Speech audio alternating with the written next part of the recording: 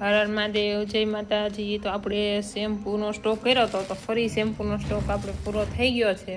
તો અત્યારે આપણે શેમ્પૂ પલાળી રહ્યા છીએ। તો જો આપણે આમાં લઈ લીધા છે આંબળા અને સિકાકાઈ। જો આ છે સિકાકાઈ, આંબળા અને સિકાકાઈ લઈ લીધા છે।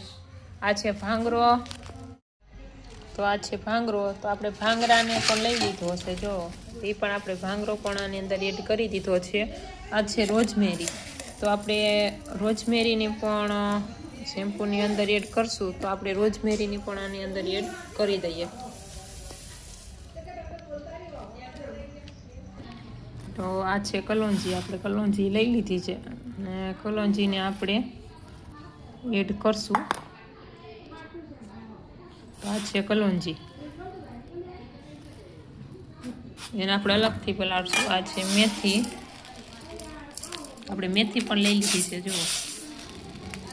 આ છે મેથી અને કલોંજી, અને આ છે આંબળા, અરીઠા, સિકાકાઈ, રોઝમેરી, ભાંગરો, એ બધું આપણે શેમ્પૂ બનાવવા માટે લઈ લીધું છે અને આપણે આને બધું પલાળી દઈશું। અને અહીંયા આપણે લઈ લીધી છે કલોંજી અને આ છે મેથી। તો મેથી અને કલોંજીને મિક્સ કરી અને એને આપણે પલાળવા રાખી દઈશું અને આપણે પલાળી દઈશું। અને આ છે આપણે અરીઠા, તો અરીઠાને આપણે બી નથી કાઢ્યા અંદરથી, એટલે આપણે અરીઠા અલગથી પલાળશું અને સવારે પલળી જશે એટલે એમાંથી આપણે બી કાઢી લઈશું। આ છે ફ્લેક્સ અળસી, તો આપણે એને અળસીનો આપણે સવારે ઉપયોગ કરશું, એટલે અળસીને અત્યારે પલાળવાની નથી, એને આપણે જ્યારે શેમ્પૂ બનાવશું ત્યારે આપણે એડ કરશું।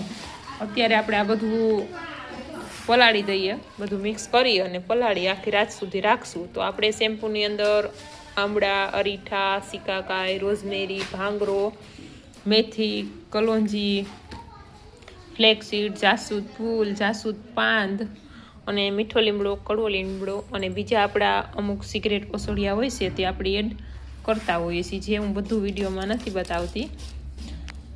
તો આપણે આ શેમ્પૂ અત્યારે પલાળી અને આ રીતે આપણે શેમ્પૂ ઉકાળી અને રેડી કરશું, તે હું તમને આગળ બતાવીશ।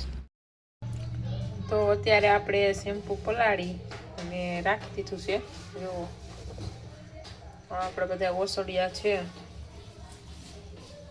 આપણે મેથી ને કલોંજી છે, તો આપણે આ બધા ઓસડિયા અને આપણે શેમ્પૂ બધું પલાળી અને આખી રાત સુધી રાખી મૂકશું અને સવારે શેમ્પૂની આપણે બનાવવાની પ્રોસેસ કરશું।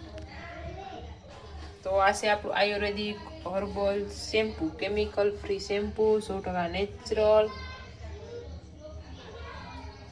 તો આપણે આ રીતે શેમ્પૂ પલાળી અને રાખી દઈએ।